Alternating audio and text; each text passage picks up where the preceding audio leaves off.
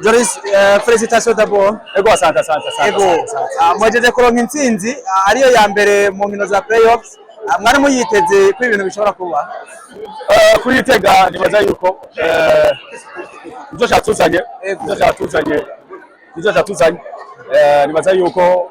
on a affronté une belle équipe Ronani twari tubitse twaza amaforce yabo. Nibaza yuko ni premier match nitwo kuyaportaye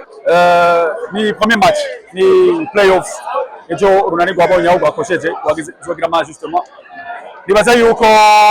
nitwo kuyaporta natwe bwari bitagenze neza notamment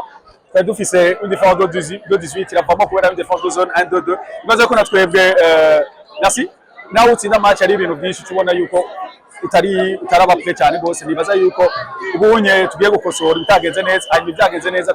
dusubire turushirizeho. Sinon c'est une belle victoire, ni match ya mbere psychologiquement birafasha mugabo kacazgaye match 3 nibaza ko rien encore jouer ego niko novuga. Mwazi ngene bigenze kugira muronke intsinzi hagiye haraba remontada gato y'abakaduga bakabegera mubona ari iki cyatumye intsinzi iboneka. Ego nico navuze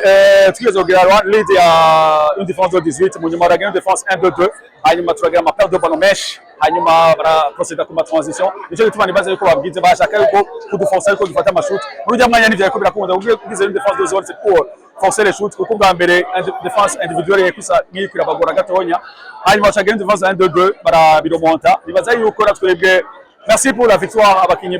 bifashemo neza expérience na bamwe bari professionnel peu importe iyo remontada yabaye wabonye yuko on a pas cédé nibaza yuko ahanini twogenda gukosora bitagenze neza twaraba yuko twoba meilleur. Ikindi kintu cyo cyatumye abikunda n'amanota 3 yabakundiye mu matravail cyo cyarimo.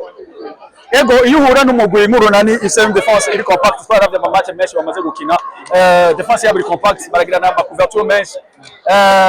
no ku makoto henshi usanga bariko baradabolinga so kugira ukase une défense compact nk'ijyanye kenshi ni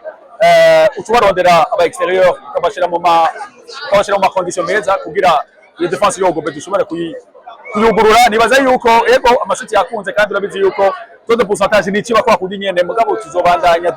dukosora turashobora no gukosora tukabataka under paint. Nibaza ko ibyo byose ni ibintu byinshi umuntu agiye gukosora muri iri joro nyene playoff nuko kugira turaho yuko ibyo twoza turi mieux. Uravye abakinyi b'abanyamahanga ndavuga kuri Cyuma ndavuga Tametonge Papa Baji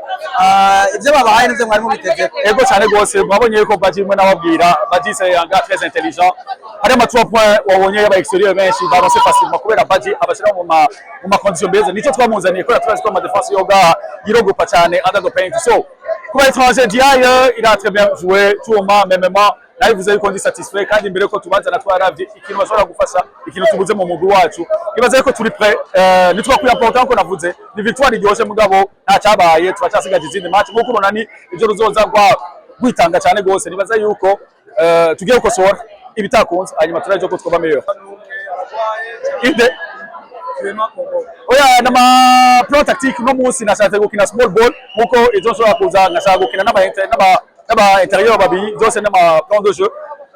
bivanye na n'Urunani kuvyo nabonye force zabo uno munsi nashatse gukina small ball kuvuga playoff nuko ico ciza cha playoff urumva neze ndashaka kwajusta ngatangira ibindi bintu ifo ko umuntu abafisa ama plan menshi ataguma kira plan imwe niko novuga sino Clément c'est un bon joueur murabizi yuko atugeza afise mu ruhara runini no mu match akwikira muzomubona kandi cyangiye nuko il est resté professionnel yaguma yakuraje abakinyi nivyo tubasaba barabizi mu playoff no munsi bashaka kina 2 minutes ejo kina 30 minutes nico ciza cha playoff kinyama finals mesh ego kina n'Urunani umunsi mu adversaire wani